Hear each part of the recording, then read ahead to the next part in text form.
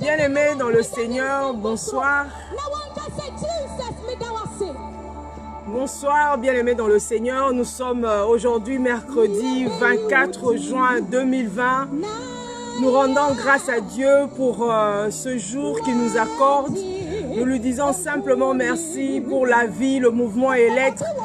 Nous lui disons merci pour ses bontés qu'il a renouvelées ce matin. Nous lui disons merci pour la santé qu'il nous accorde. Nous sommes dans la joie de vous retrouver ce mercredi à notre émission, n'est-ce pas, Fenêtre ouverte. Et ce mercredi, nous sommes là pour vous, pour parler de la famille. Parler de la famille, c'est pour nous un point très majeur, un point très primordial, un point très capital, un sujet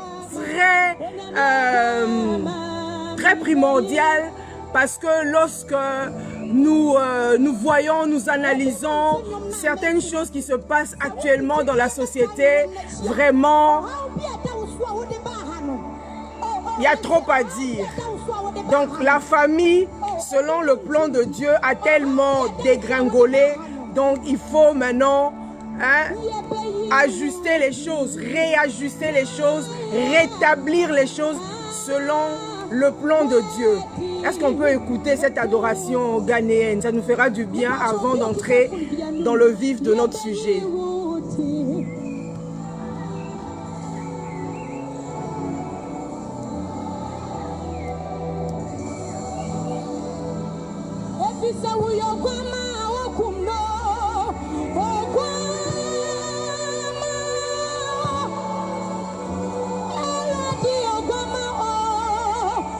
Entre-temps, si vous voulez, vous pouvez partager ce direct qui fera du bien à quelqu'un.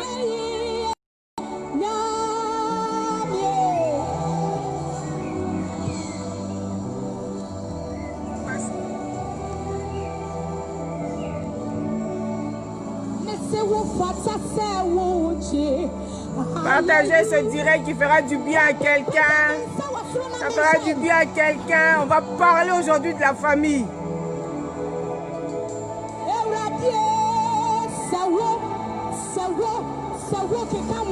Alléluia. Je ne sais même pas si papa peut parler un peu. Partagez le direct. C'est en ghanéen, en koui. Moi, je ne comprends pas le koui, mais c'est une très bonne adoration.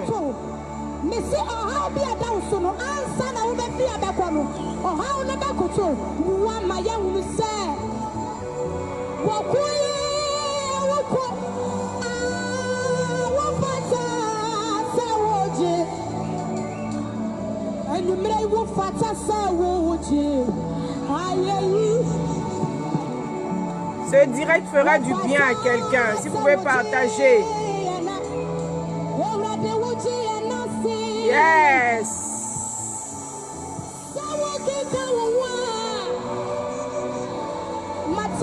Juste 2 minutes, si on peut partager ce direct, qui fera du bien à quelqu'un.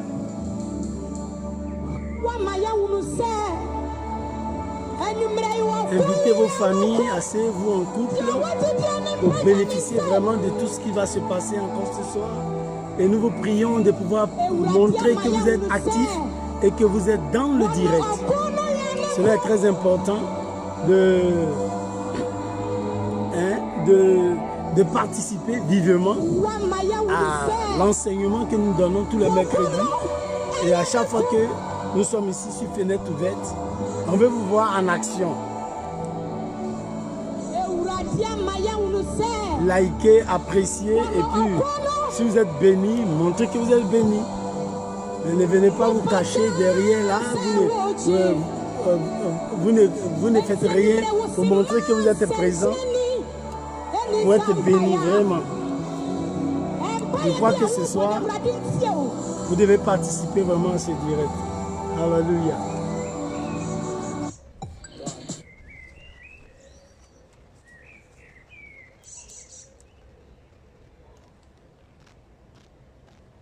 Voilà, bien-aimés dans le Seigneur, bonsoir encore Une fois, bonsoir, bonsoir, bonsoir, bonsoir amour. Bonsoir, sois béni. Que Dieu vous bénisse. Nous sommes vraiment dans la joie d'être là à notre émission Fenêtre ouverte. Ce soir, Dieu nous a tellement fait du bien. Nous lui rendons grâce parce qu'il nous a accordé la vie. Parce que plusieurs se retrouvent sur le lit d'hôpitaux, plusieurs sont morts, plusieurs n'arrivent même plus à parler. Ils ont perdu totalement tout usage de leurs membres. Et Dieu nous a fait grâce ce soir de nous tenir debout, de marcher, de parler. En tout cas, avec action de grâce, nous lui disons simplement merci. Nous lui rendons grâce pour ses bienfaits. Nous lui rendons grâce pour son amour. Nous lui rendons grâce pour l'œuvre de la croix. Et ce soir, aujourd'hui, ce soir, à notre émission Fenêtre ouverte, nous allons continuer, n'est-ce pas? Parce que nous avons entamé, je pense, aujourd'hui, c'est notre troisième séance, c'est ça? Troisième séance sur la gestion. La semaine passée, nous avons parlé, n'est-ce pas, sur la gestion des finances et la gloire dans la famille. Nous avons entamé ce thème la semaine passée et aujourd'hui, c'est la deuxième partie. Et je vais essayer un peu de récapituler en 1 ou 2 minutes. Donc, mais ça serait mieux que vous alliez sur la page du Bishop Mian Léon, mon époux, pour suivre encore, n'est-ce pas, l'émission de la semaine passée. La semaine passée, nous avons entamé le thème « La gestion des finances et la gloire dans la famille ». Donc, nous avons parlé de la gestion. A priori, nous avons dit que pour avoir une bonne gestion, donc il faut d'abord placer Dieu. En tout ce que nous faisons, d'abord Dieu. Nous devons aimer Dieu de tout notre cœur, de toutes nos pensées, de toutes nos âmes. Donc, a priori, c'est Dieu. Alors, après avoir placé Dieu, on doit regarder maintenant, nous focaliser sur la famille. Toutes les dépenses qui doivent être faites, c'est d'abord la famille avant d'aller au-delà de la famille. Dont nous devons, n'est-ce pas, gérer les finances. Donc j'ai essayé de donner un exemple et tout. Donc tout dépend du schéma familial. Donc j'aimerais et je vous conseille, n'est-ce pas, je ne vais pas trop entrer dans le détail comme c'est juste un résumé. Je vous invite à aller sur la page de mon époux pour vraiment déguster, savourer la première partie de cette thématique. Voilà. Je vais dire à papa de faire une courte prière et nous allons entamer cette deuxième partie. Nous allons prier, mes bien-aimés Père, au nom de Jésus, nous te rendons grâce pour ce moment que nous passons avec toi. Nous voulons apprécier par le Saint-Esprit toutes ces instructions, ces enseignements. Fais-nous grandir en maturité, en connaissance et en valeur. Béni sois-tu pour ce soir sur la gestion des finances et de la gloire dans la famille. À toi la gloire pour toutes choses au nom de Jésus. Amen. Amen. Alléluia. Gloire à Dieu. Alors, comme nous avons déjà parlé sur la gestion des finances, il y a beaucoup de choses à dire et de la gloire.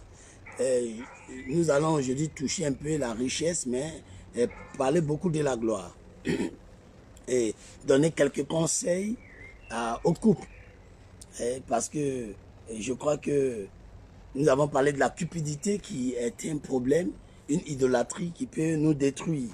Mais en continuant, il y a quelque chose qui peut être aussi un piège dans les couples. C'est exhiber ses biens. Est souvent un signe d'immaturité. Et un couple doit prendre garde à cela. Regardez dans 2 Rois chapitre 20. 2 Rois chapitre 20. Exhiber ses biens. 2 Rois chapitre 20, verset 12 à 19. Verset 12 à 19. 2 Rois chapitre 20, versets 12 à 19. En ce même temps, Bérodac, Baladan, fils de Baladan, roi de Babylone, envoya une lettre et un présent à Ézéchias, car il avait appris la maladie d'Ézéchias.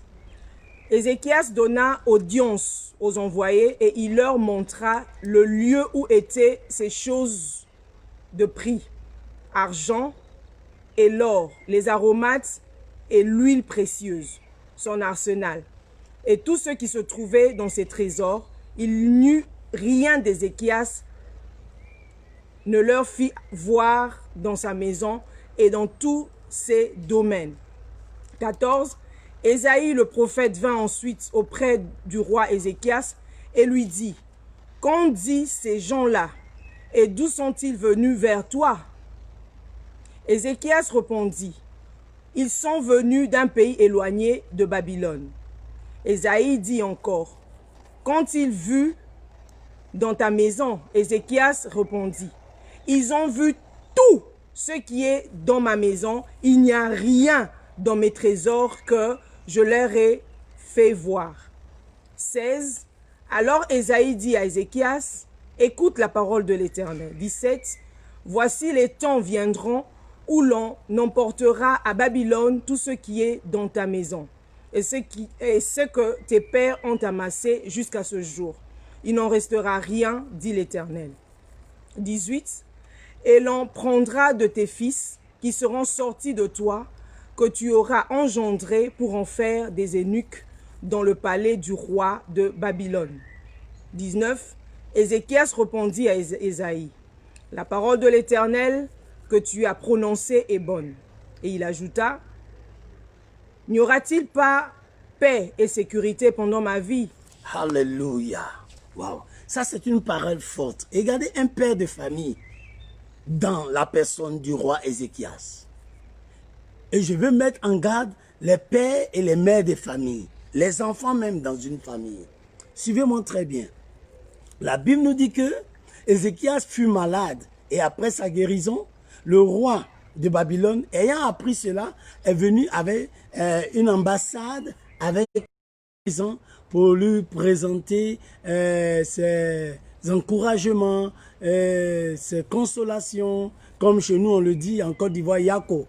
Voilà. Donc, pour dire que vraiment, il compatit à ces douleurs et tous ces moments de souffrance que le roi Ézéchias est passé, est vécu. Mais la Bible nous dit quelque chose.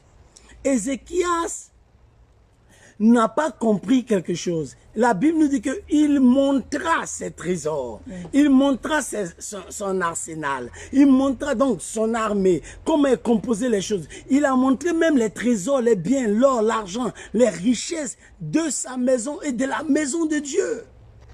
Il a exhibé ses biens et il a exposé ainsi sa valeur.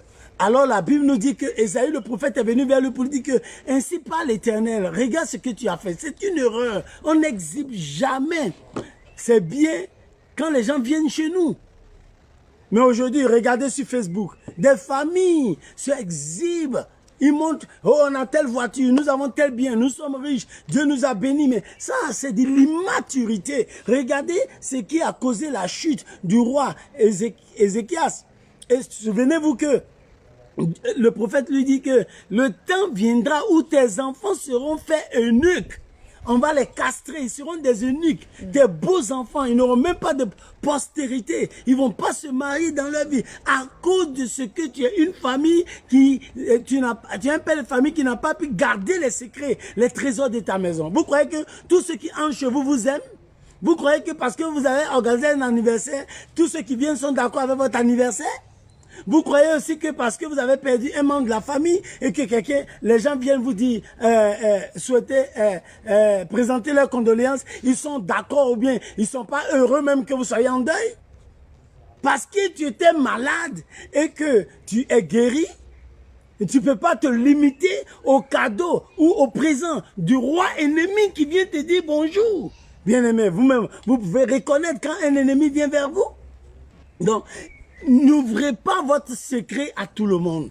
Une famille doit pouvoir avoir des secrets, des choses qu'ils conservent. Parce que si vous êtes habitué à exhiber votre gloire, votre honneur, votre richesse, exposer les choses, vous allez vous créer des problèmes. Donc, une famille doit savoir comment se comporter dans la gloire.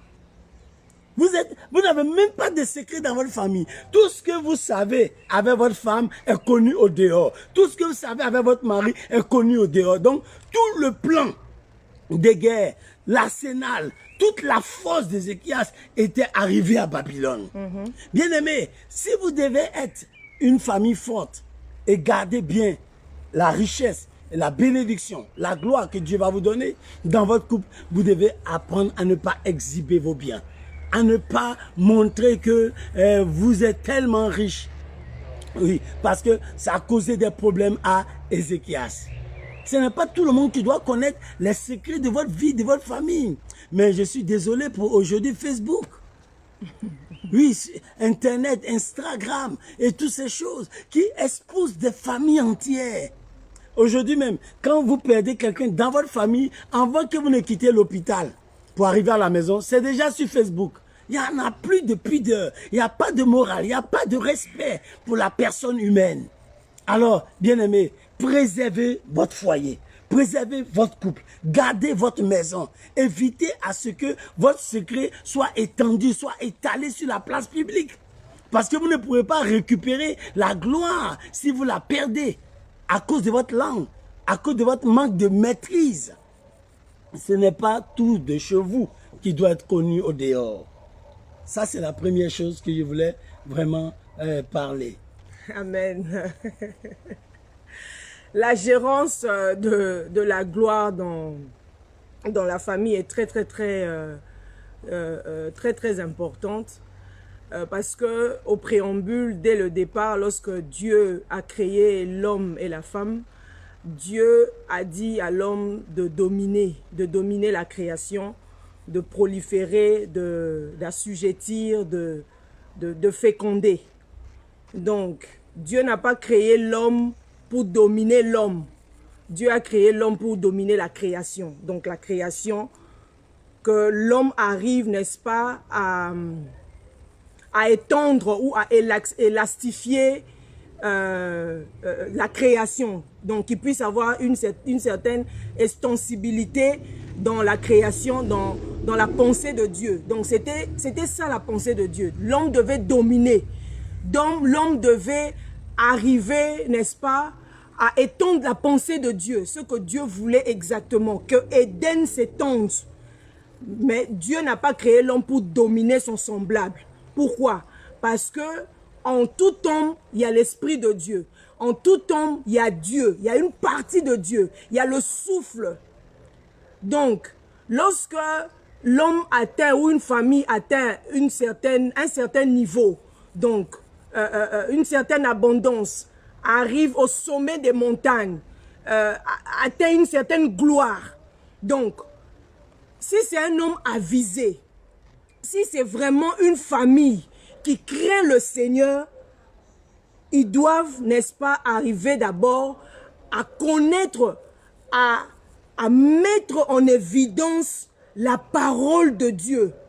Chose que, n'est-ce pas, que Akab, le roi de Samarie, n'a pas pu faire. Lorsqu'on lit dans 1 Roi 21, 1 à 29, vous aurez le temps de le lire, la manière dont il a maltraité, il a réduit au rabais, n'est-ce pas, Naboth. Donc Naboth qui avait son champ juste, qui avait sa vigne à Jizreel, donc à côté du palais d'Akab, le roi de Samarie. Donc cet homme, Naboth, qui avait juste c'est-à-dire sa vigne, c'était l'héritage de ses parents. Donc Akab, tu as une certaine autorité, tu es le roi, tu es dans la gloire, tu es dans l'opulence, tu as le bien matériel, tu as une certaine renommée, c'est toi qui diriges la Samarie, tu es puissant.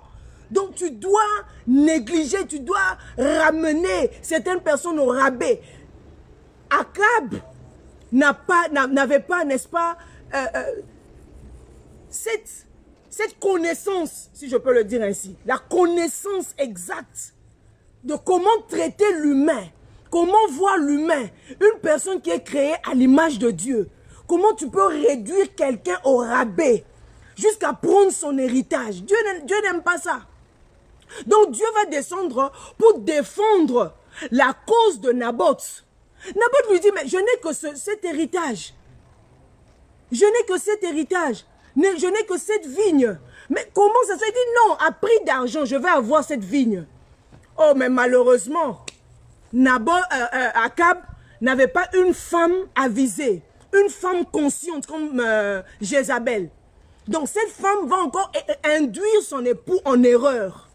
Jusqu'à aller tuer ce pauvre homme, jusqu'à aller tuer celui qui est créé à l'image de Dieu et selon la ressemblance de Dieu, jusqu'à aller tuer Naboth, jusqu'à aller récupérer, prendre, arracher l'héritage de Naboth.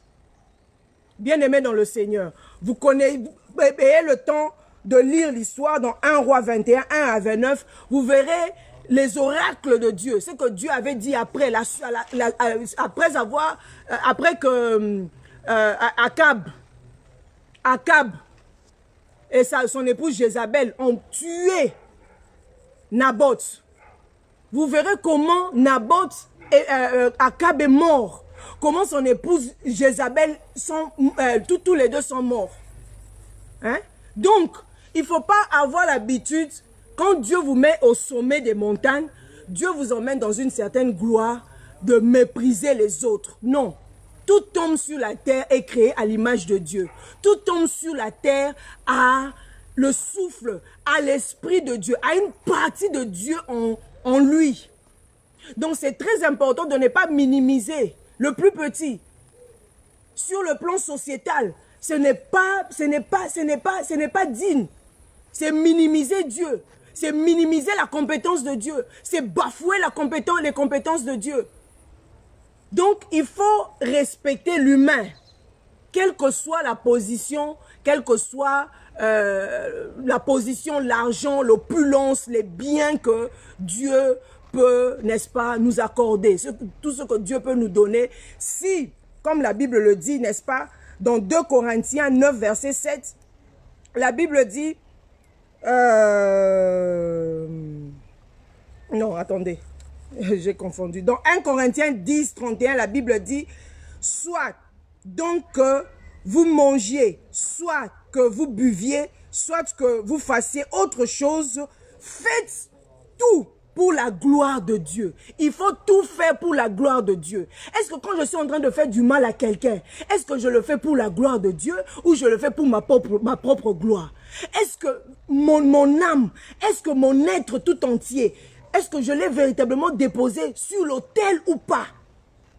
Assurément, ma vie appartient à Dieu ou pas. On dit, faites tout pour la gloire de Dieu. Tout. 1 Corinthiens 10, 31. Faites tout pour la gloire de Dieu. Donc, tout acte, tout geste, tout comportement, toute attitude que l'homme peut poser en tant que couple, en tant que famille, quelle que soit l'opulence, quelle que soit la gloire, cette famille doit toujours se poser la question, est-ce que je suis en train de, ce que je suis en train de faire ou ce que nous sommes en train de faire, nous sommes en train de le faire pour la gloire de Dieu ou pas? Bien-aimé dans le Seigneur, c'est très important. J'aime bien quand je lis l'histoire de l'homme selon le cœur de Dieu comme David. David était l'homme selon le cœur de Dieu. Il a commencé sa vie au bas de l'échelle, sur le sol. Sa gloire a commencé sur le sol.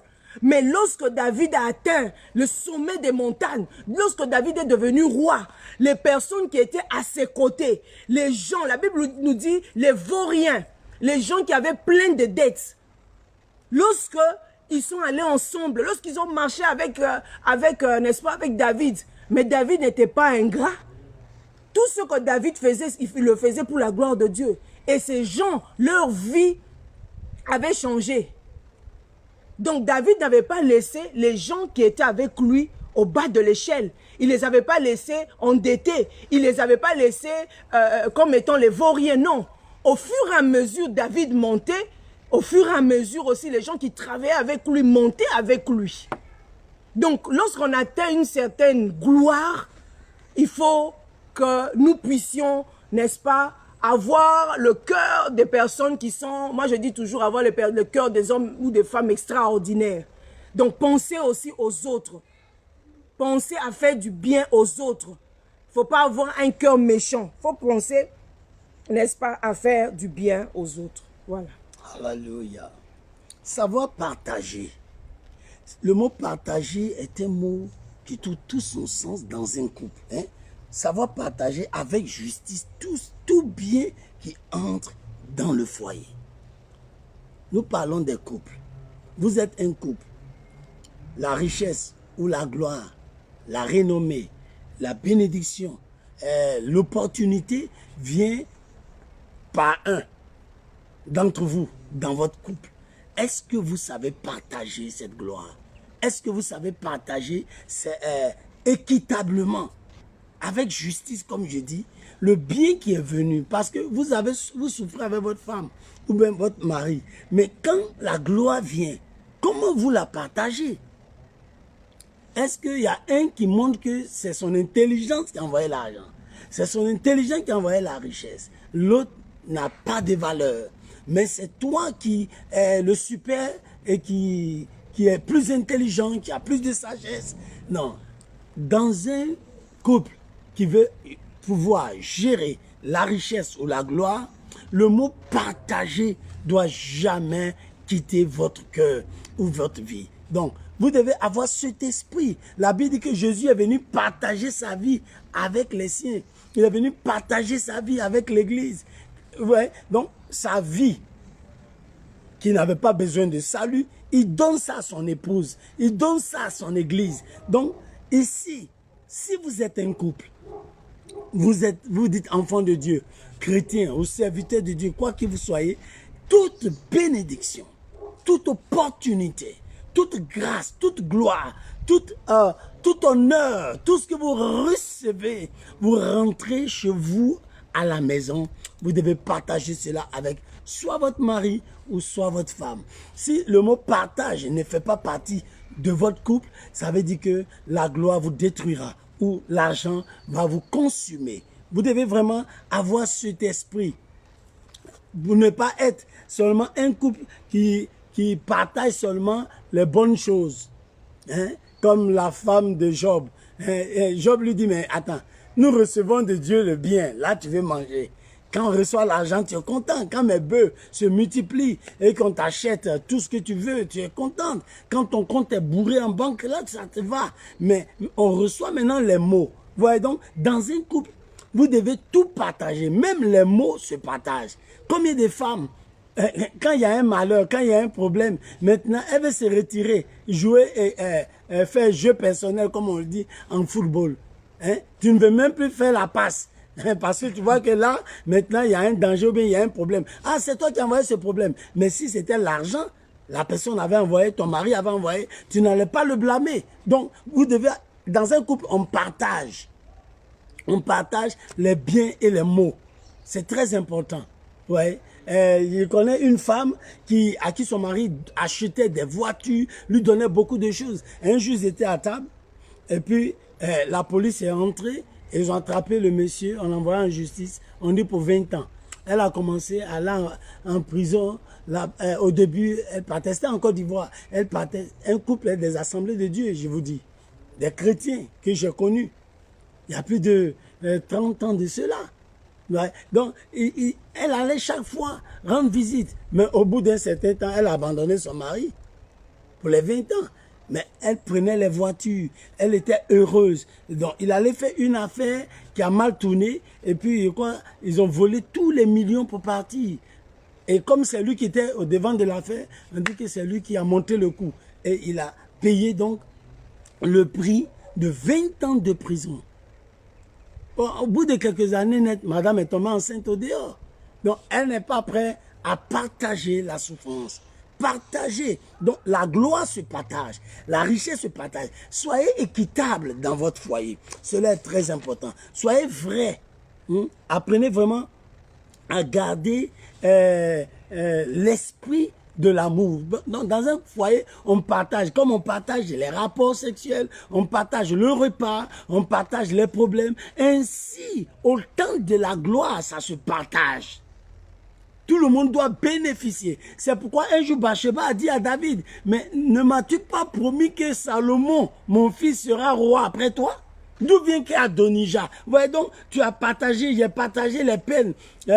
Mon ex-mari que tu as tué et tout ça, tu m'as épousé. Maintenant, dans ta vieillesse, j'apprends autre chose que tu ne m'avais pas promis. Adonija devient roi, mais non, dans la gloire et dans la position que tu occupes, David, tu ne peux pas partager ton trône en dehors de moi. C'est moi, Bathsheba, à qui tu as promis le trône. Donc, mon fils Salomon doit hériter. Et David est redevenu conscient pour donner le trône à Salomon. Qu'est-ce que je vais vous dire, messieurs? Quand vous êtes dans la gloire, mais partagez avec vos femmes. Vous devez partager. Il y a des femmes aussi, elle est là, elle a percé, comme on le dit, au travail et tout ça, ou bien on l'a nommée ministre et tout ça. Donc, elle ne veut pas partager cet honneur. Elle ne se sent plus bien avec l'homme. Elle trouve maintenant qu'il n'est pas stylé. Mais non, bien-aimé, vous devez partager la gloire. Sinon, vous allez échouer dans votre vie. Vous devez partager. Cette femme, la femme de Pilate, a partagé son songe. Donc, dans un couple qui sera efficace, dans une bonne gestion de la richesse, de la gloire et tout ça, c'est le mot partage. On doit être d'accord pour partager. C'est très important. On doit être d'accord pour partager. Alors, si votre partage est équitable, allez regarder, votre mari, il a combien de costumes, il a combien de cravates, il a combien de chaussettes déchirées qui est chez vous à la maison, mais regardez vos sacs et vos pagnes. Ouais, donc, le partage n'est même pas normal. C'est pas équitable. Ayez un esprit de partage. Et je vais encore aller plus loin. Si vous devez réussir dans la gloire, gardez-vous de poursuivre l'argent, car cela peut détruire votre famille. Regardez 1 Timothée 6, verset 10. Gardez-vous de poursuivre l'argent. Poursuivre l'argent, poursuivre l'argent. Il y a des gens, tous les jours, l'argent, l'argent, l'argent. Tu n'as même plus le temps pour ta famille. Tu n'as pas le temps pour tes enfants. Tu n'as pas le temps. Donc, tu gères mal les finances. Tu gères mal la gloire. Tu gères mal ton temps. Tu vas mourir jeune. Ta femme va se remarier. Hein? Moi, je te dis. Parce que toi, tu te réveilles à 4 h du matin. L'argent. Quand tu entres, tu es tout fatigué. Donc, tu es un homme qui ne poursuit que l'argent. Et qu'est-ce qu'il nous dit 1 Timothée 6, verset 10? Car l'amour de l'argent est une racine de tous les maux. Et quelques-uns, en étant possédés, se sont égarés loin de la foi et se sont jetés eux-mêmes dans bien des tourments. Dans bien de tourments. Cherchez l'argent, l'argent. On n'a pas dit que l'argent est mauvais. Mais quand l'argent commence à prendre le dessus de votre relation, l'argent commence à prendre le dessus de votre élévation. L'argent commence maintenant à faire que tu ne peux plus causer avec ta femme, tu n'as plus le temps, tu es fatigué. Oh non, je dois dormir parce que à 3 h, je dois aller. Tu sais que mon travail, hein, après tout, mais c'est pas ce travail-là qui te nourrit. Tout ça, c'est bon. Mais si vous n'avez pas d'équilibre, et que votre esprit ne comprend pas, ne saisit pas ce que je suis en train de vous dire maintenant, vous aurez des problèmes. Poursuivre l'argent, l'argent, l'argent, l'argent, l'argent, l'argent, l'argent, l'argent. L'argent même peut te garder au dehors. L'argent peut conduire au divorce. Et l'argent, l'argent. Je vais vous dire quelque chose. J'ai rencontré un témoignage. Une servante de Dieu, son mari est pasteur, c'est un grand bishop. Et puis, tellement ils étaient à la recherche de l'argent, ils ont eu l'occasion d'avoir dans leur église un homme très riche, un puissant monsieur, qui donnait beaucoup d'argent à l'église. Quand l'église a besoin, par exemple, de 40 millions de francs CFA, ou bien de 50 000 euros, lui seul lui donne. Sur 40 millions, il peut dire qu'il donne 45 millions. Et puis l'église se débrouille pour trouver les 5 millions. C'était un homme qui donnait beaucoup. Mais la femme voyait que c'était l'argent. Le monsieur a l'argent. On l'a mis dans le conseil de l'église. L'argent, l'argent, l'argent. Mais le monsieur a commencé à coucher à la femme du pasteur. Parce que chaque jour, Chaque mois, il lui donne 5 millions de francs CFA, il lui donne les 20 000 euros, il lui paye les voyages, il lui donne beaucoup d'argent. Donc, elle n'a pas pu contrôler. Et son mari aussi, il est là pour l'argent. Ils sont à la recherche de l'argent maintenant. Ils ont divorcé, ça fait plus de 20 ans. Pourquoi? Parce que ils ont poursuivi l'argent. La Bible dit, certains ont poursuivi l'argent, ils sont tombés dans des tourments. Bien-aimés, quand l'argent veut vous prendre, laissez que l'amour revienne en vous pour votre famille, pour votre femme. Donc, quand la gloire veut vous emporter comme un fleuve, faites très attention. Restez vraiment éveillés à ce que votre amour pour votre famille, pour votre épouse, pour votre époux, reste le même. Vous voyez des gens, après 20 ans, vous dites, non, ils ne sont plus ensemble, mais ils ont poursuivi l'argent jusqu'à, c'est devenu autre chose. Et c'est à cause de ce fait que beaucoup de foyers sont en danger. L'amour de l'argent, je ne dis pas que l'argent est mauvais, mais la Bible dit l'amour de l'argent. L'amour, c'est à ma femme, je donne. C'est à mon époux, je donne ça. Ce n'est pas à l'argent. Faites très attention. Sinon, la séduction de la gloire, la séduction de la richesse, la séduction de ceux qui poursuivent l'argent, comme dit l'Ecclésiaste, cette vanité, mais ils se perdent toujours, ils se gardent toujours. Est-ce que vous n'êtes pas en train de mettre actuellement votre famille, votre foyer en danger? Avant, tu pouvais prendre 2 heures du temps, rire avec ta femme, vous causez. Mais aujourd'hui, là, toute votre causerie tourne autour de l'argent. L'argent. Il n'y a pas l'argent. Il y a l'argent. Il n'y a pas l'argent. Il y a l'argent. Mais vous êtes en train de tomber dans le piège qui va tourmenter votre mariage, qui va tourmenter votre vie. Alors, je voulais vraiment vous prévenir sur ce fait-là, afin que vous preniez garde de poursuivre l'argent et donner votre amour à la gloire, à l'argent, à la richesse. Oui, bien aimé, c'est à votre conjoint. Donnez ça à votre conjointe. Et vous serez vraiment épanoui dans votre vie. Oui, bien-aimé dans le Seigneur, l'amour de l'argent, c'est la racine de tous les maux. Je dirais ceci avant d'arriver jusque-là, l'amour de l'argent, pour qu'un couple, une famille arrive jusqu'à mettre en exergue l'amour de l'argent, c'est que quelque part, les fondements, je dirais, ne sont pas sur la gérance de l'argent, ne sont pas très solides, ou carrément, ils n'ont pas la révélation sur la gérance de l'argent, ou carrément la connaissance de l'argent, l'influence positive ou négative sur l'argent. Parce que, comme je l'ai dit la fois passée, Dieu n'a pas créé l'homme pour chercher l'argent, non. Dieu a créé l'homme pour dominer. Il n'a pas créé l'homme pour chercher l'argent. Il a créé l'homme dans le jardin d'Éden. Il a créé Adam en tant qu'homme, en tant que chef, pour dominer. Donc, dès le départ, si l'homme, en tant que chef de famille, ou je peux dire homme, grand H, l'homme et la femme, sont là juste dans leur tête, ils se sont mariés, ils ont des enfants, ils se réveillent le matin, leur première préoccupation, c'est d'aller chercher l'argent, c'est l'argent qui est dans leur tête, l'argent est devenu leur Dieu, l'argent est devenu maman et tout, donc carrément, ils sont déjà à côté, ils sont hors du chemin, ils sont hors de la parole de Dieu. Donc, ils ne sont pas en train d'obéir à la parole de Dieu. Donc, lorsque une personne se lève le matin, sa préoccupation, c'est d'abord, est-ce que je suis en train de faire la volonté de Dieu? Lorsque un homme se lève le matin, un homme conscient, un homme qui connaît ses origines, il sait que c'est Dieu qui m'a créé, c'est Dieu qui est ma source. Sa préoccupation, lorsqu'il se lève le matin, il se pose la question, est-ce que je suis en train d'accomplir la volonté de Dieu? Est-ce que je suis en train de mettre en évidence, l'idéal, la vision que Dieu m'a donnée ou pas? C'est ça qui est le fondement. C'est ça qui doit être la préoccupation de l'homme. Parce que lorsque nous sommes venus sur cette terre, nous n'avons rien apporté sur la terre. La Bible dit.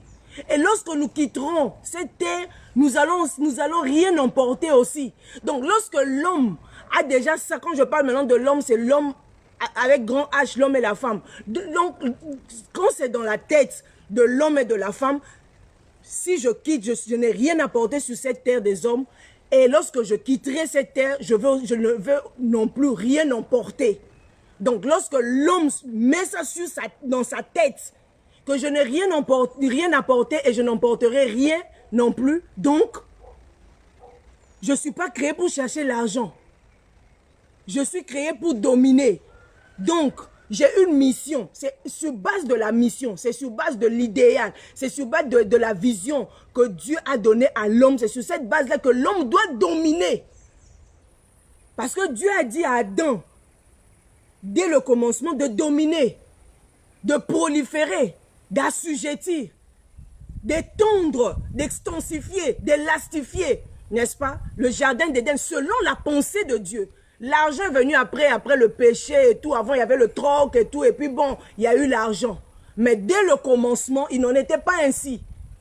Voyez-vous? Donc, lorsque l'homme a déjà cette connaissance, lorsqu'il va travailler, il se dit déjà dans la tête que c'est déjà ancré dans sa tête, incrusté dans sa tête que lorsque je sors, même si je vais travailler, le peu que je gagne, si je gagne des milliards ou des millions, c'est d'abord ses intentions. Je gagne cet argent pourquoi? Quelles sont tes intentions lorsque tu gardes cet argent?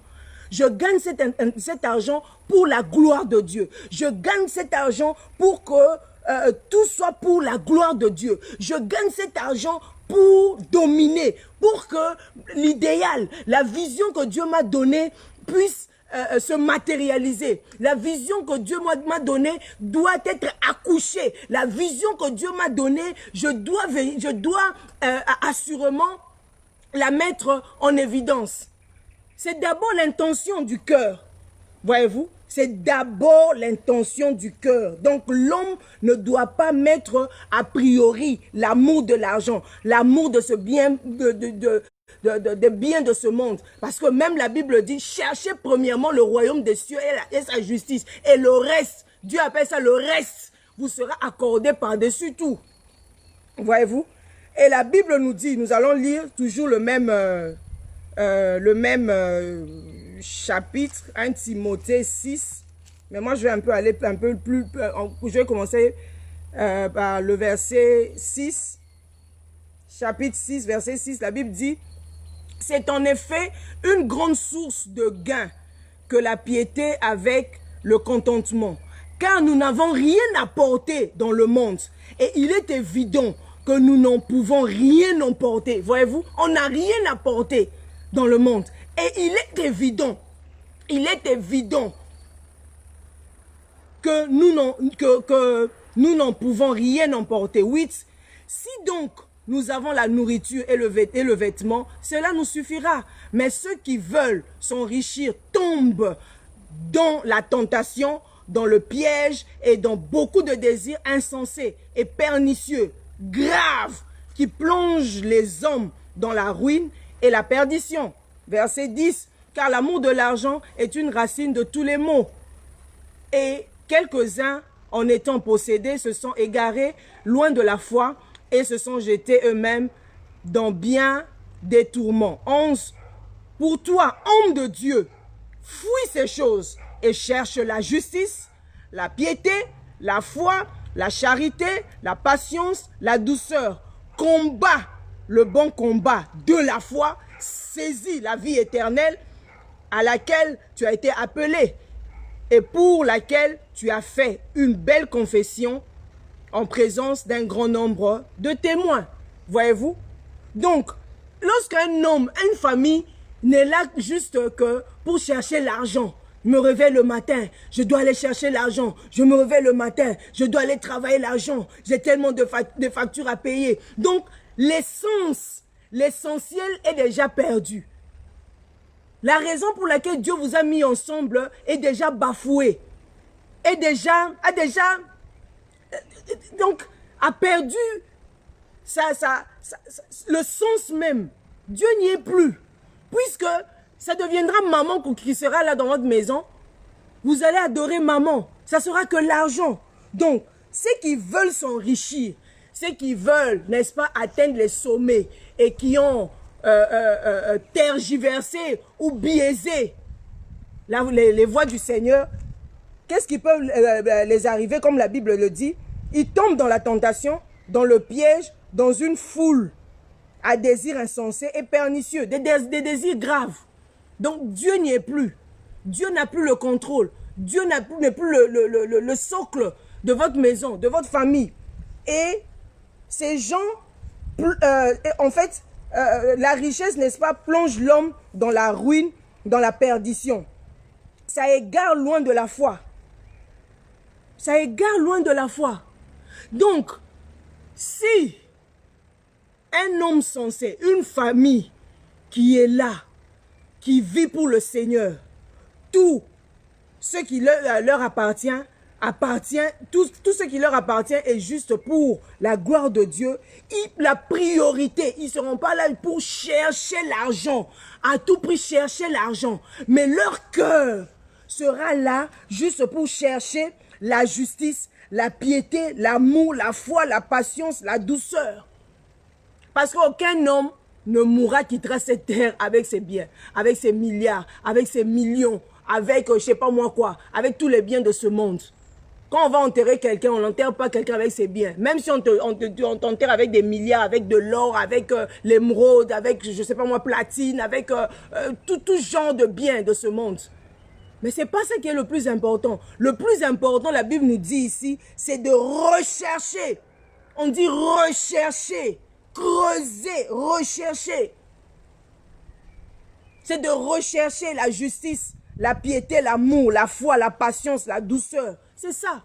Parce que lorsque l'homme quitte cette terre, lorsqu'il quitte cette terre, il monte avec les royaumes, avec les valeurs du royaume, avec ce qui appartient à Dieu, avec les choses qui lui permettent de monter vers le trône du Seigneur. J'ai reçu le Seigneur Jésus, comme nous avons reçu une famille qui a reçu le Seigneur Jésus dans leur vie comme Seigneur et Sauveur, et Jésus-Christ est le soubassement de leur maison. Leur priorité ne sera pas la recherche de l'argent, mais sera la recherche, n'est-ce pas, des valeurs du royaume. L'argent sera là juste comme quelque chose qui leur permet juste de s'en servir. Voyez-vous, à bon escient. Je l'utilise à bon escient, mais ce n'est pas l'argent qui viendra me dominer. Ce n'est pas l'argent qui va conduire ma maison. Ce n'est pas l'argent qui va venir, n'est-ce pas, tergiverser, biaiser, corrompre ma foi. Donc, un homme sensé, un homme avisé, un homme conscient doit chercher à dominer la création et non pas dominer l'homme et non pas être là juste pour chercher l'argent, mais chercher à accomplir la volonté de Dieu. Alléluia, gloire au Seigneur. Nous savons que nous sommes des couples et en tant que couple, nous avons certainement des objectifs aussi à atteindre. Dit non, nous voulons construire une maison, nous voulons acheter une parcelle, nous voulons avoir un champ, nous voulons nous acquitter de certaines dettes, nous voulons faire ceci ou cela. Ouais, la sagesse pour savoir économiser. Il y a des couples qui ne savent pas ça. Vous devez avoir quand même la sagesse pour savoir économiser et atteindre vos objectifs. Et éviter d'être dans le manque au temps de la détresse. Et comment on peut économiser dans un couple? Il y a des gens qui croient qu'il faut économiser n'importe comment. Et ils se privent de nourriture parce qu'ils sont en train d'économiser. Vous n'avez pas à manger à la maison. Et puis vous dites que vous êtes en train d'économiser. Ça, c'est une fausse économie. Parce que dans la Bible, on n'économise pas dans la disette. On économise dans l'abondance.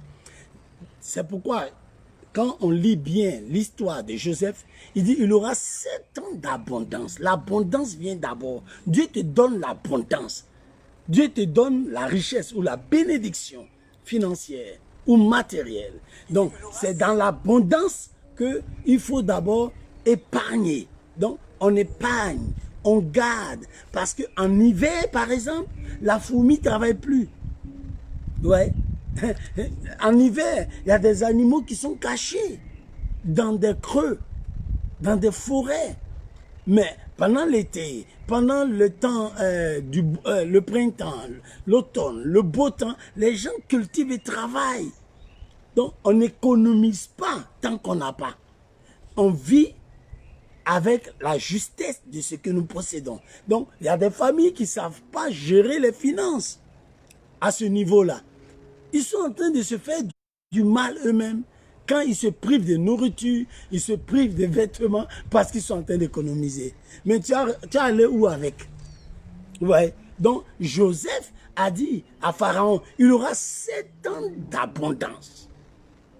Et après les 7 ans, il aura maintenant 7 ans de famine qui viendra faire oublier l'abondance. C'est pourquoi nous économisons pour pouvoir engloutir cette famine. Donc, dans un couple, dans un foyer, nous gardons le peu qui est là. On ne dépense pas à tout moment. Quand on voit l'argent, il faut qu'on fasse des dépenses. Non, on n'est pas obligé. On peut économiser parce qu'on a des objectifs.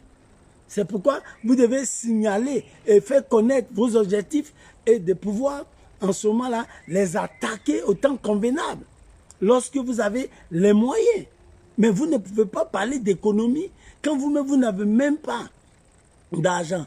Vous ne pouvez pas parler d'économie quand vous n'avez pas payé votre loyer. Vous n'avez pas payé d'économie lorsque vos factures sont là. On économise dans l'abondance. On économise dans la bénédiction. C'est pourquoi Dieu a créé les cieux. Dieu, il a créé les cieux avant de créer la terre. Pourquoi? C'est-à-dire, il a mis en réserve le salut au ciel. Et c'est le salut qui est descendu vers l'homme. Donc, Dieu a d'abord la chose avec lui, l'abondance. Il avait le Christ avec lui. Avant la fondation du monde, il avait déjà la solution pour le salut de l'être humain.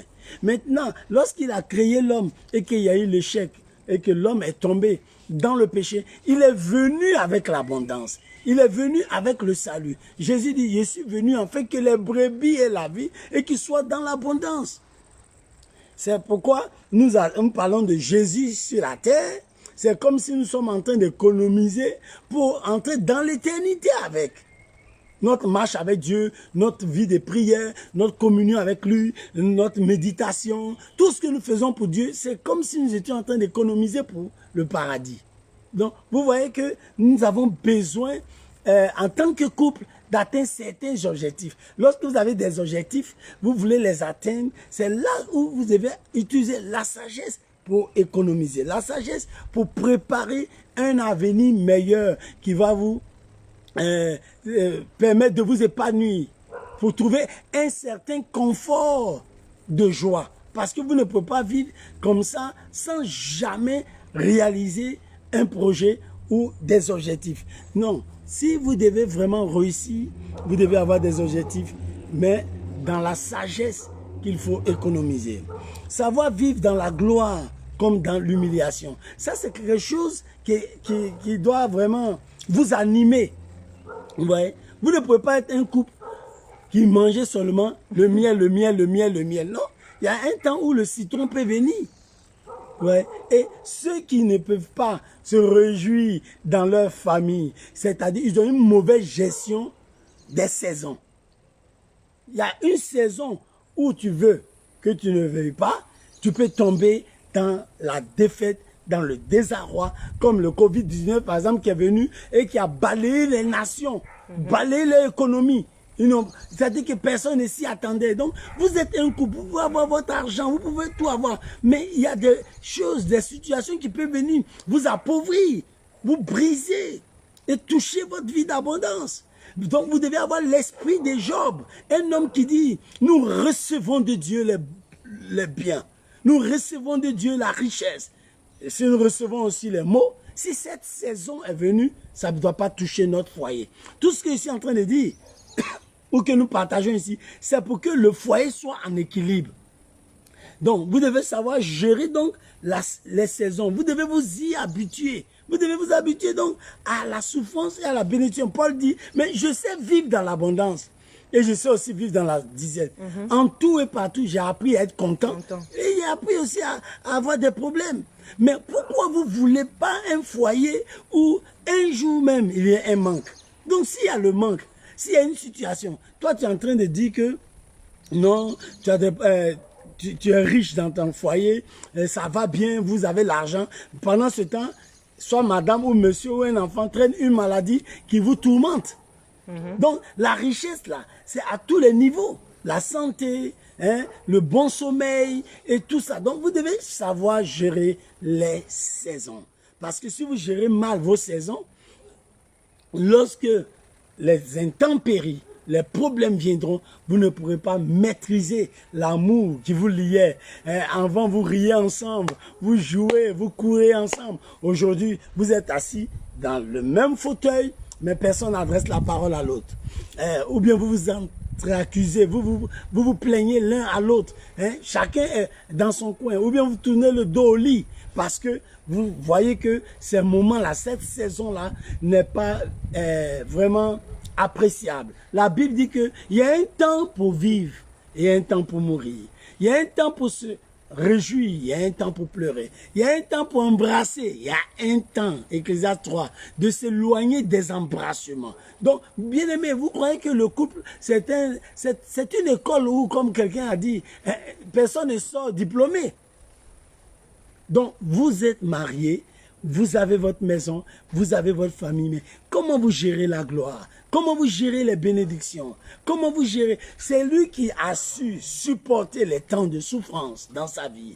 Les temps qui fâcheux, c'est une personne qui pourra tenir dans la gloire. Il pourra atteindre le sommet. Il pourra accepter de traverser n'importe quelle saison. Oui, parce que l'apôtre Paul disait que, oui, personne ne mourra. Il y avait un naufrage, mais il n'avait aucune crainte. Il était appuyé sur Dieu. Tu es habitué à compter sur Dieu. Tu es habitué à vivre avec le peu ou avec l'abondance. Donc, comme tu es déjà habitué, comme tu es déjà vraiment, comme la Bible dit, homme de douleur, habitué à la souffrance. Donc, une personne qui est habituée à souffrir, c'est une personne qui pourra supporter la richesse, la gloire. S'il y en a ou il n'y en a pas, cela ne doit pas venir déboussoler votre harmonie, votre mariage, votre relation. Hein? Si vous devez manger la bouillie avec seulement du sucre, il n'y a même pas un morceau de pain dans la maison, cela ne doit pas vous inquiéter au point où vous ne sentez plus que vous pouvez vraiment continuer ensemble, vous aimer, ou être sincère, ou être vrai. Bien aimé, vous devez apprendre à gérer la gloire. Mais pour réussir à gérer cette gloire, c'est que tu es passé par le tourment, tu es passé par la prison, tu es passé par certaines situations très difficiles. Ouais. Tu n'es pas un homme qu'on appelle les hommes ou les femmes prêtes à porter. Hein, tu aimes ce qui est déjà dans les vitrines. Fast food. Mais non, tu dois apprendre ce qu'on prépare. On épluche les bananes, on nettoie tout ce qu'il faut, le poisson ou la viande et tout ça pour faire une bonne cuisson. Alors, bien-aimés, je vous en supplie, ayez donc de la considération pour vous-même. Ouais, parce que quelqu'un qui ne peut pas supporter le temps de détresse, c'est une personne qui ne pourra pas tenir dans le temps de la gloire. Oui, parce qu'il ne sait pas vivre dans l'abondance. Il n'a pas su vivre dans la disette. Il ne pourra pas supporter le temps de gloire. Donc, si vous êtes un couple qui est vraiment dans une bonne gestion, il faut que vous retournez pour voir comment j'ai supporté les temps difficiles. Quel a été mon comportement? Vous voyez, dans le livre de Matthieu 7, lorsqu'on parle des 2 maisons construites, on parle de sagesse. Mais il dit, il y a un qui a construit sur le sable, un autre a construit sur le roc. Maintenant, qu'est-ce qui va juger pour dire que votre gloire est parfaite? C'est les intempéries, les tempêtes, la pluie. Et la Bible dit que toutes ces choses se sont battues contre cette maison. Oui, donc vous aurez un temps de votre vie, vous serez testé par la nature, testé par Dieu, testé par les situations. Et si vous pouvez tenir et traverser, il y a des gens très riches qui sont retrouvés en exil à cause de la guerre. D'autres n'ont pas pu supporter. Ils n'ont pas pu supporter la souffrance. Ils ont fui pour dire ils vont en Europe, ils sont morts dans l'eau. Vous devez accepter de traverser le désert. C'est pourquoi Dieu dit que quand vous êtes passé par le désert, est-ce que vos habits se sont déteints? Est-ce que votre chaussure s'est consumée? Est-ce que votre santé a été touchée? Donc, il dit, il t'a appris à souffrir, en fait que tu saches que l'homme ne vivra pas de pain seulement, mais de toute parole qui sort de la bouche de Dieu. Donc, Dieu nous laisse souvent dans des situations difficiles pour que nous puissions vraiment supporter la gloire. Alors, ne blâmez pas votre femme ou votre époux parce qu'il ne s'en sort pas aujourd'hui. C'est dans quelle saison vous vous trouvez? Ayez cette conscience-là. Dieu nous fait passer par quelle saison? C'est quand vous aurez compris ces choses que la gloire sera une chose éphémère pour vous. L'argent ne pourra pas vous tenir tête ou bien vous dominer ou vous contrôler et faire de vous des hommes ou des femmes qui se chamaillent, qui s'insultent quand il n'y en a pas. Alors, bien aimé, ça, je voulais vraiment ajouter ça avant que nous continuions encore. Très bien. Alléluia, gloire à Dieu, nous avançons. Donc, ce que papa vient de dire, c'est tellement ultime, c'est tellement important. Comme Paul le dit dans Philippiens 4, verset 12, « Je sais vivre dans l'humiliation, je sais vivre dans l'abondance. En tout et partout, j'ai appris à être rassasié et à avoir faim, à être dans l'abondance et à être dans la disette. » Donc Paul dit, j'ai appris. Il n'est pas né avec. Il n'est pas né avec. Il a appris à être rassasié, à avoir faim. L'abondance, à être dans l'abondance et à être dans la disette. Donc il a appris. Apprendre, c'est acquérir les connaissances ou les compétences. On acquiert ça. On n'est pas avec. Comme Jésus, la Bible dit que Jésus a appris l'obéissance. Il est Dieu. Il est Dieu, 100% Dieu, 100% divin, 100% homme. Donc, il a appris l'obéissance. Voilà pourquoi la Bible dit aussi dans Ésaïe, à cause du travail de son âme, ou à cause du travail de son âme, il rassasiera ses regards. Ça parle de Jésus. À cause du travail de son âme, de ton cœur, il rassasiera ses regards. Donc, on n'est pas avec. On n'est pas avec ça. On apprend. Donc, il a appris l'humiliation. Il a appris comment vivre dans l'abondance. Donc, il faut étudier. Il faut savoir, est-ce que je suis en train de passer quel moment? On est en train de passer quelle saison? Est-ce que c'est l'été? Parce que pendant l'été, il y a le soleil, tout le monde est dans la joie, tout le monde est gai, tout le monde s'amuse, les gens voyagent et tout. Et pendant l'hiver, les gens travaillent. Voyez-vous? Donc, la nature même nous enseigne. Donc, quand le Proverbe nous dit d'aller même voir comment la fourmi, il faut aller voir la fourmi, cet animal, la fourmi, comment la fourmi amasse pendant l'été. La fourmi amasse pendant l'été. Donc la fourmi, Dieu lui a quand même donné une petite intelligence pour pouvoir amasser. Et toi et moi qui sommes créés à l'image de Dieu, et nous avons Christ en nous. Nous avons l'intelligence et la sagesse divine en nous. La sagesse et l'intelligence divine coulent en nous. Donc, il faudrait que nous arrivions, n'est-ce pas, à analyser, à avoir le discernement, à savoir lire le temps. Qu'est-ce que Dieu veut exactement pendant notre temps sur la terre, dans notre famille? Peut-être que vous êtes en train de passer des moments difficiles sur le plan financier. Vous passez le temps difficile. Mais comment devez-vous arriver à gérer ce temps? Donc, il faut apprendre. Si Dieu veut vous emmener dans la gloire, au sommet des montagnes, que tout le monde puisse vous voir que vous êtes arrivé au sommet des montagnes, je pense que le départ de toute chose, c'est d'abord le sol, commencer au sol. Donc, apprendre à vivre dans le manque. Dieu veut que vous appreniez, vous tirez des leçons. C'est par là, pendant ce temps de disette, pendant ce temps de manque, que vous puissiez apprendre, que vous puissiez acquérir, n'est-ce pas, les connaissances, les compétences. Et lorsque vous serez dans la gloire, c'est alors que vous arriveriez, n'est-ce pas, à bien gérer votre gloire, à bien gérer ce que Dieu vous donne, à bien entretenir, avoir le management, à garder s'il faut garder, avoir un compte, je sais pas moi, un compte bloqué s'il le faut, avoir des projets. Donc tout commence par l'apprentissage. Il faut apprendre, tout s'apprendre dans la vie. Il n'y a aucune personne qui est née, qui est venue sur cette terre, qui peut dire que je connais tout. Tout le monde apprend. Donc on apprend à vivre, n'est-ce pas, dans le manque, tout comme dans l'abondance.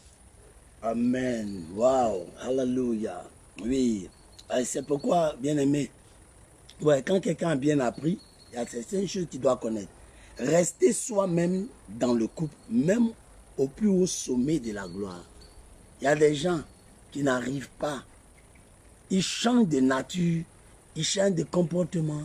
Avant, il était très à l'aise quand il est avec sa femme. Il n'avait pas honte de marcher avec elle dans la rue. Maintenant, il est trop riche pour ça. Il est devenu trop puissant. Il a des gardes de corps partout. Donc, il ne se sent pas à l'aise. Il préfère sa secrétaire. Il préfère une autre femme qui s'exprime bien, qu'il a trouvée. Maintenant, il voit sa femme comme une villageoise, comme on le dit couramment à Abidjan. Il faut apprendre à rester soi-même, quel que soit ce que tu vas atteindre dans ta vie.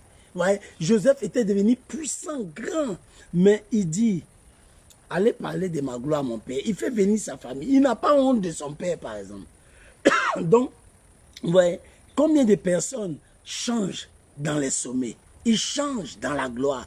Ils changent quand la richesse vient. Ils changent parce qu'aujourd'hui, il a une grande nomination. Il est devenu très important. Donc, automatiquement, quand il voit ses comptes en banque, il les voit mieux que sa femme.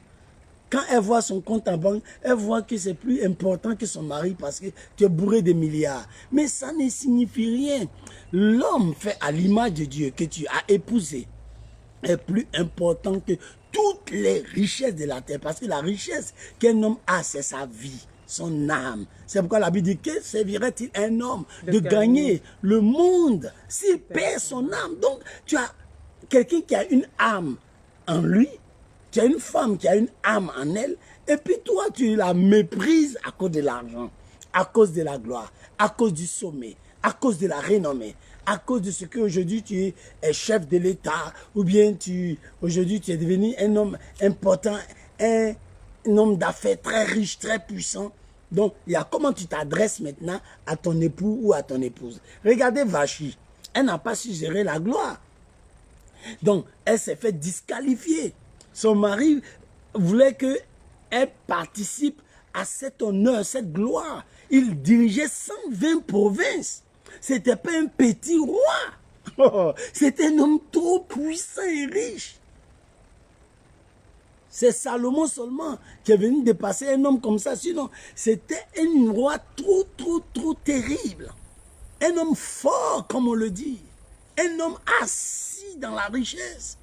Mais au sommet de sa gloire, il était un alcoolique ou bien il était un homme qui aimait se faire plaisir et boire, bon, et tout ça. Et il dit, allez m'appeler ma femme. Il veut présenter la beauté de sa femme. Il veut montrer que c'est une femme importante pour lui. Il veut montrer que c'est par elle que lui l'arrivée à ce niveau-là de sa royauté. Mais elle l'a méprisé. Donc, il y a des personnes qui se disqualifient dans la gloire. Ils se disqualifient dans l'honneur. D'autres même arrivent à insulter l'homme ou la femme dans la gloire. Je t'ai pris de nulle part là. Hein? Toi, tu n'étais rien. Je t'ai épousé, puis quoi? Je t'ai fait. Hein? Je t'ai fait aujourd'hui, et puis pas m'asseoir avec mes amis tranquilles. Hein? Contente-toi de la maison et tout ce que je te donne, et puis arrête de vouloir m'accompagner partout où je vais. Vous voyez, aujourd'hui, il ne peut même pas voyager avec son épouse. Il ne peut rien faire avec elle. Elle le retrouve même souvent avec des gens qui ont insulté sa femme. Il s'assoit avec eux pour manger, pour boire et pour rigoler, prendre du plaisir. Mais c'est un déshonneur. C'est une insulte. Ne laissez pas la gloire vous arracher votre cervelle. Ne laissez pas la gloire vous faire rabaisser votre mari ou votre femme. Ne laissez aucune gloire Même si tu es reçu par la reine d'Angleterre, tu es reçu par le président des États-Unis, oui, il faut qu'on sache que tu respectes ta femme, tu respectes ton époux et que toi, tu considères ces choses comme des choses qui ont moins de valeur que ta femme.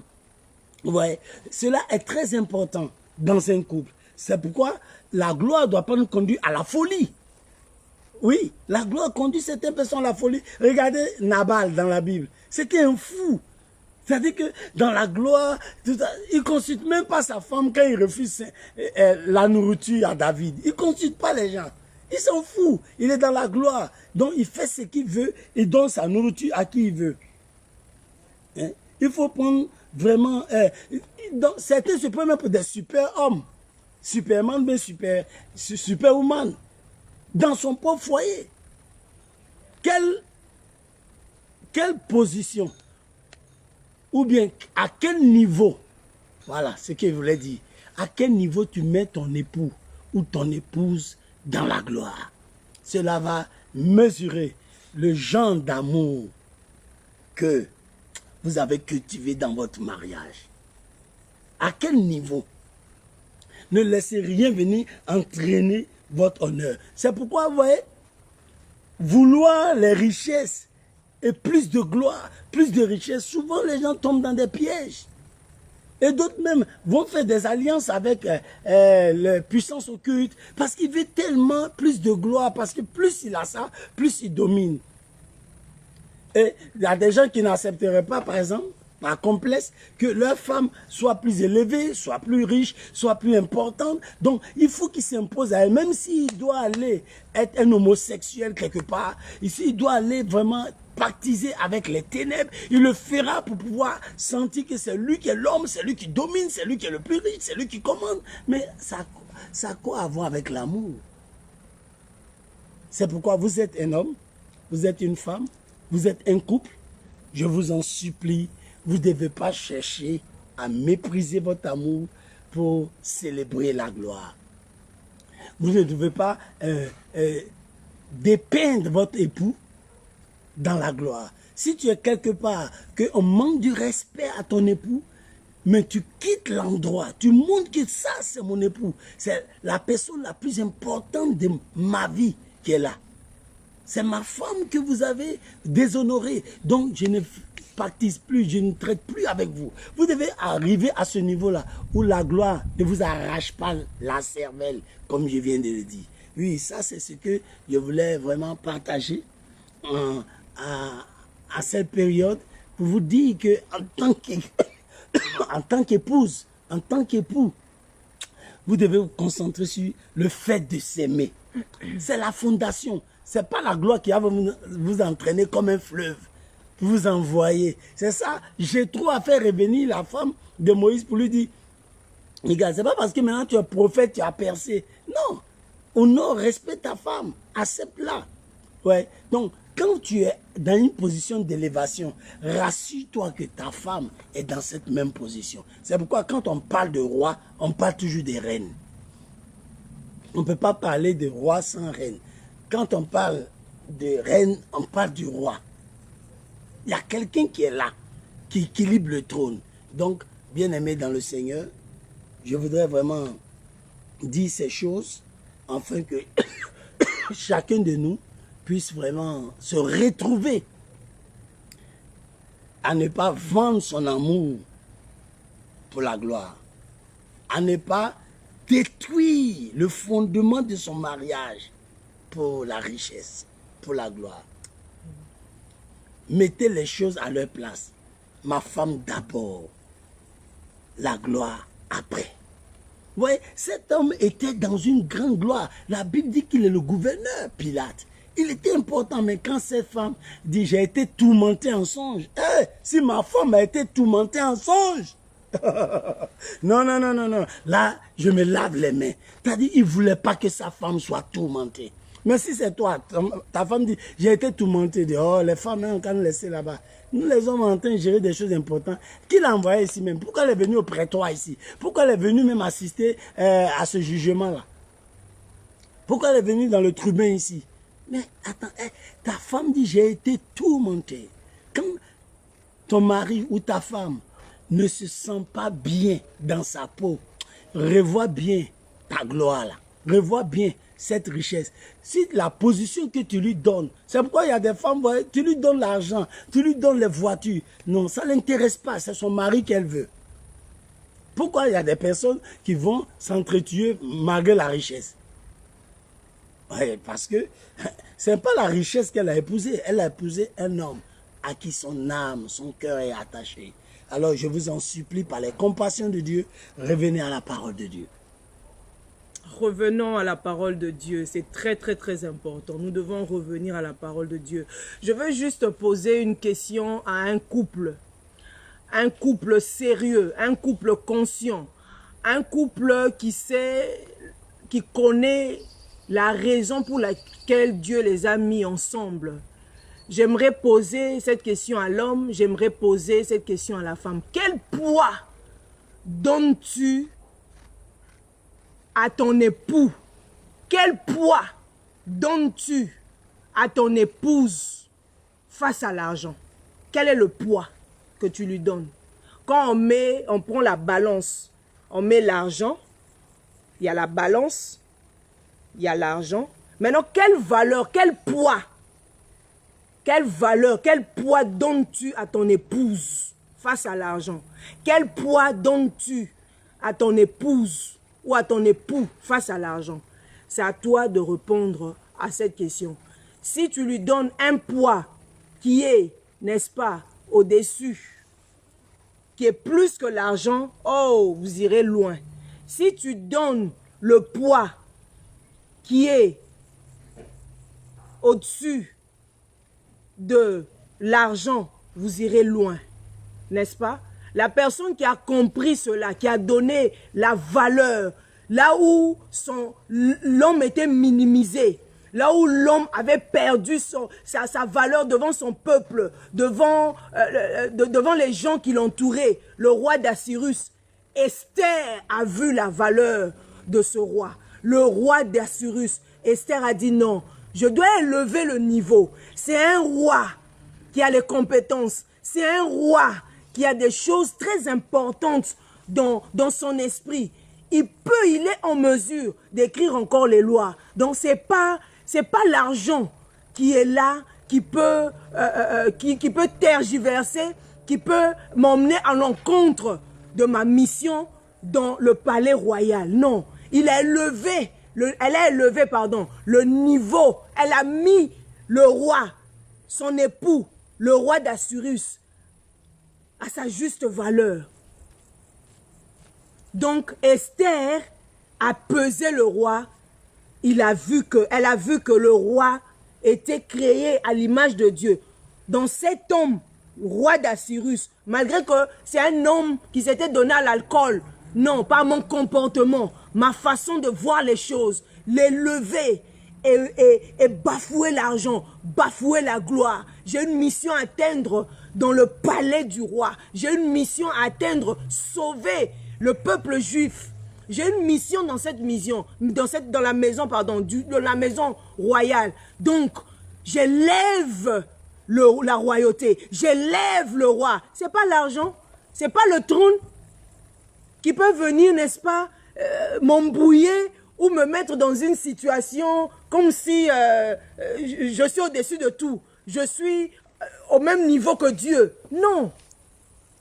Quel poids donnes-tu à ton époux?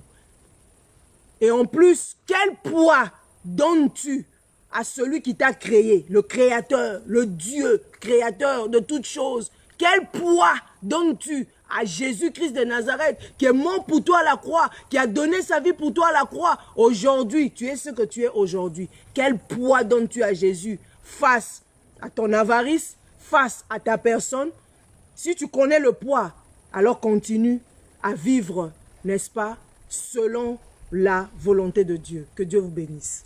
Alléluia. Nous rendons grâce au Seigneur pour la fin de cette soirée et nous prions que Fenêtre ouverte, qui est ce programme et cette mission qui, tous les mercredis, nous enseignons sur la famille, nous intervenons quand il y a des crises pour parler sur la saine doctrine et tout ça, Vendredi encore, nous serons là par la grâce du Seigneur. Que le Seigneur vous bénisse et laissez-moi vraiment rendre grâce à Dieu pour ce que nous avons appris encore ce soir. Père, au nom de Jésus, nous te rendons grâce, mon épouse et moi, de ce que nous savons qu'il y a des gens qui nous ont entendus. Bénis-les et restaure les vies, les couples, les maisons. Soutiens, Seigneur, fortifie ceux qui sont découragés et change le langage des couples. Que chacun puisse vraiment donner une vraie valeur à son époux ou à son épouse. Bénis-les, que la gloire ne vienne pas emporter leur mariage ou leur union. Je te remercie pour ce que tu as accompli dans leur vie. Au nom de Jésus. Amen. Amen. Le Seigneur vous bénisse.